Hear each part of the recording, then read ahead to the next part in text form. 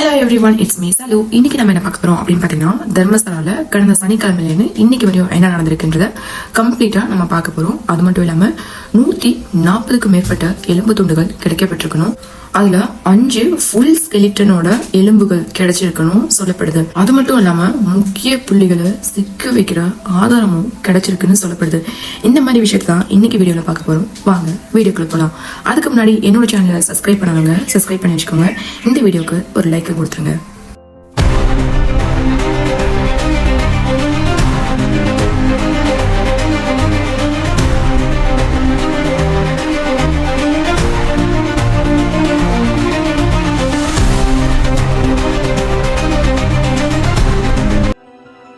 ஒண்ணுலேன்னு 10 வரையும் இருக்கிற இடத்த ஆல்ரெடி தோண்டி முடிச்சுட்டாங்க. அதுல குறிப்பா சொல்லணும்னா 6வது இடத்துல மட்டும்தான் எலும்பு துண்டுகள் கிடைச்சிருக்கு அப்படின்ற விஷயம் நமக்கு தெரிஞ்சது. கிட்டத்தட்ட 40க்கும் மேற்பட்ட எலும்பு துண்டுகள் கிடைக்கப்பட்டிருக்கு அப்படின்ற விஷயமும் நமக்கு தெரிஞ்சது. அதுக்கப்புறம் ஆகஸ்ட் 4ஆம் தேதி அன்னைக்கு என்னைக்கும் போல தோன்றதுக்கான பணியில ஈடுபடுறாங்க. SIT அதிகாரிகளும் பீமா அப்படின்ற நபர்களும் ஸ்பாட்டுக்கு வராங்க. ஏற்கனவே 1லேன்னு 10 இடம் வரையும் தோண்டி முடிச்சுட்டாங்க. இப்போ பேலன்ஸ் இருக்கிறது பாத்தீங்கன்னா 11, 12, 13.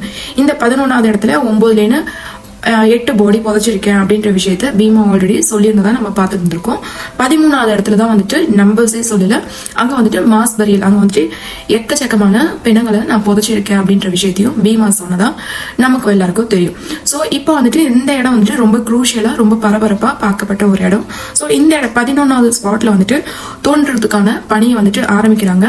அப்போ திடீர்னு பீமா அவர்கள் வந்துட்டு என்ன சொல்றாங்கன்னா, இந்த இடத்த தோண்ட வேண்டாம், இப்ப எனக்கு ஒரு இடம் ஞாபகம் வந்திருக்கு, அந்த இடத்த நமக்கு தோண்டலாம் அப்படின்னு சொல்லி அந்த இடத்துல ஒரு 100 மீட்டர் உள்ள காட்டோட உள்ள வந்துட்டு கூட்டிட்டு போறாங்க. அந்த இடத்துல தோண்டும் பணி ஆரம்பிக்குது. அப்போ அங்க தோண்டும் போது கிட்டத்தட்ட 100க்கு மேற்பட்ட எலும்பு துண்டுகள் கிடைக்கப்பட்டுச்சு அப்படின்னு சொல்லப்படுது. அது மட்டும் இல்லாம 5 ஃபுல் ஸ்கெலிட்டனே கிடைச்சிருக்கு அப்படின்ற விஷயத்தையும் நம்ம வந்துட்டு கேட்க முடியுது. யூஸ்வலா SIT அதிகாரிகள் இந்த தேடும் பணி அப்படின்னு ஆரம்பிக்கும் போது லஞ்ச் பிரேக் அப்படின்ற ஒரு விஷயம் அங்க இருக்கும். ஆனா அன்னைக்கு ஆகஸ்ட் 4ஆம் தேதிக்கு அவங்க தேடும் பணியில ஈடுபட்டப்போ அவங்க லஞ்ச் பிரேக் கூட எடுக்கல. கம்ப்ளீட்டா வந்துட்டு காலையில ஒர்க் போனதுலேன்னு ஈவினிங் 6:40 வரையும் வந்துட்டு அங்க ஃபுல்லா வந்துட்டு ஒர்க் நடைபெற்றிருக்கு அப்படின்னு சொல்லப்படுது. அதுக்கப்புறம் 6:40க்கு அப்புறம் இவங்க வந்துட்டு வெளியே வரும்போதுதான் நியூஸ் மீடியா எல்லாருமே வந்து கேப்சர் பண்றாங்க.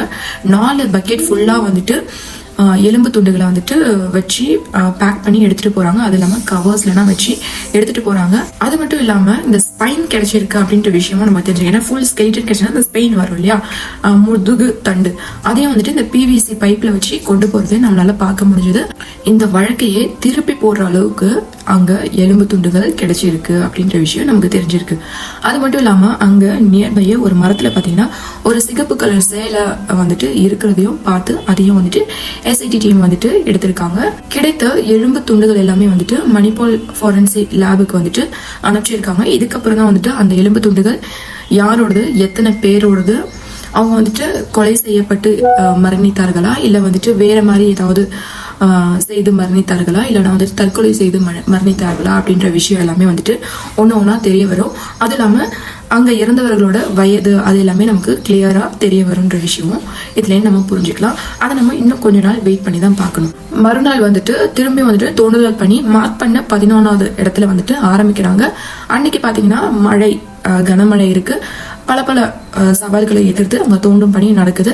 அப்போ அந்த இடத்துல எதுவும் கிடைக்கல அப்படின்ற ஒரு விஷயமும் நமக்கு வந்திருக்கு. இந்த இடம் எங்க இருக்குன்னு பாத்தீங்கன்னா நியர்பை ரோடு, அந்த இடத்த ஸ்பாட் பண்ண இடமும் ரோடும் பக்கத்துல இருக்கு. நமக்கு நின்னாலே தெரியும். ஆனா வந்துட்டு இந்த ரெட் கலர் ஸ்கிரீன் சொல்லுவாங்களே அதை வச்சு ஃபுல்லா பிளாக் பண்ணிட்டாங்க. இந்த 11, 12, 13 அடுத்தடுத்து இருக்கு. இது ரொம்ப பெரிய இடமாவும் இருக்கிறதுனால அதை வந்து ஃபுல்லா க்ளோஸ் பண்ணிருக்காங்க. மக்களாலையும் மீடியா பீப்புளாலையும் யாராலுமே அக்சஸ் பண்ண முடியாத அளவுக்கு இருக்கு. ஸோ இன்னைக்கு காலையில 6ஆம் தேதி 13வது இடத்த தோண்டும் பணி ஆரம்பிச்சிருக்கு.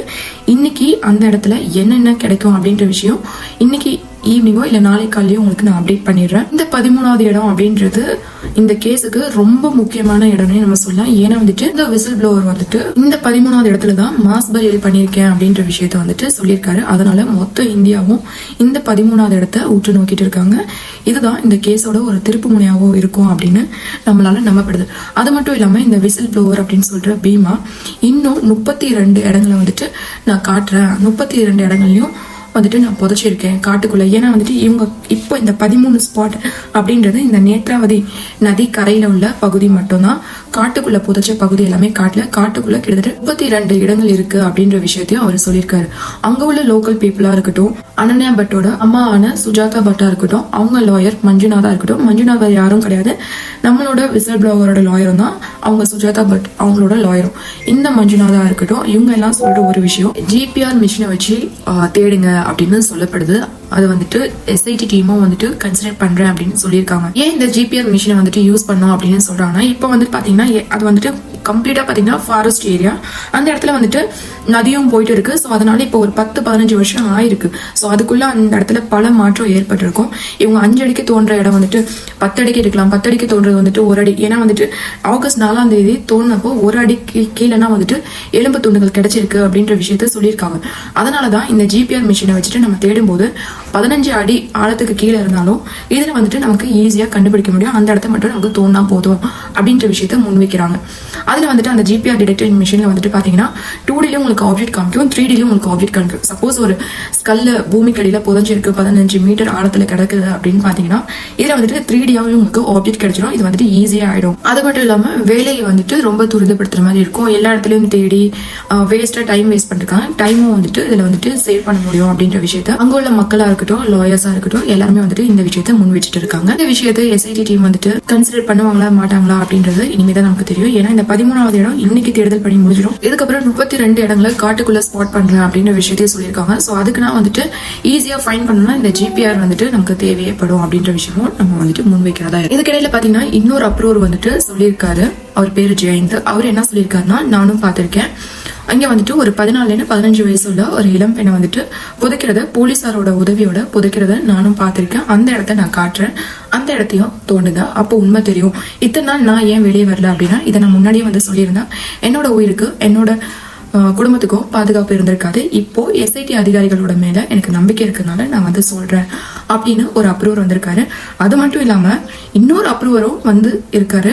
அவரும் வந்துட்டு நான் பார்த்திருக்கேன், இந்த மாதிரி நள்ளிரவுல ஓடுனாங்க, அதுக்கப்புறம் பாத்தீங்கன்னா ஒரு 10 நாள் கழிச்சு அந்த பெண்ணு இறந்து கிடக்கிறத நான் பார்த்திருக்கேன் அப்படின்ற விஷயத்தையும் அவர் வந்துட்டு சொல்லியிருக்காரு. அவர் சொன்னதையும் எஸ்ஐடி டீம் வந்துட்டு கன்சிடர் பண்ணி அந்த பொண்ணு யாரு என்ன அப்படின்றத எஸ்ஐடி டீம் எடுத்து விசாரிப்பாங்கன்னு நம்ம நம்புறோம்.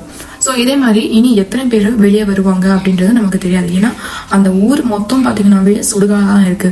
அங்க உள்ள மக்களே வந்துட்டு சொல்றாங்க, இந்த ஒரு மலையை வந்துட்டு தோண்டி பாருங்க, இந்த மலையில வந்துட்டு எக்கச்சக்கமான புடங்கள் புதைக்கிறது நாங்க பார்த்திருக்கோம் அப்படின்ற விஷயத்தையும் ஷாக்கிங்கா ஒவ்வொரு நாளும் ஒவ்வொரு விதமா வெளியே வந்துட்டே இருக்கு. இதுல ஒரு விஷயத்த மட்டும் தான் நம்ம புரிஞ்சுக்க வேண்டியது இருக்கு. இந்த வந்துட்டு தர்மஸ்தலா அப்படின்றது பாத்தீங்கன்னா புனிதம் பெற்ற ஒரு இடம். அங்க உள்ள சிவன் கோவில், அங்க உள்ள மதத்தையோ அங்க உள்ள தெய்வத்தையோ யாருமே இங்க சொல்ல. இந்த கேஸ் இந்த மாதிரி விசாரிக்கிறதுனால அந்த இடத்தோட புனிதத்தன்மை கேடும் அப்படின்னு பல பேரால சொல்லப்படுறத நம்ம பார்க்கலாம். அந்த இடத்தோட பேரு தர்மஸ்தலா. தர்மத்தை நிலைநாட்டணும் இல்லையா? தர்மத்தை நிலைநாட்டினா அந்த கோவிலோட பேரு இன்னும் கொஞ்சம் பெரிய இடத்துல தானே போகும். இன்னும் மக்களுக்கு நம்பிக்கை தானே பெறும். கடவுளோட பேர் சொல்லி போர்வை போர்த்திக்கிட்டு என்ன வேண்டாலும் அக்கிரமம் செய்யலாம் அப்படின்னு நினைக்கிறவங்கள சும்மா விட்டணுமா என்ன? தப்பு செஞ்சா அது தப்பு இல்லையா? தப்பு யார் செஞ்சாலும் தப்பு தான்.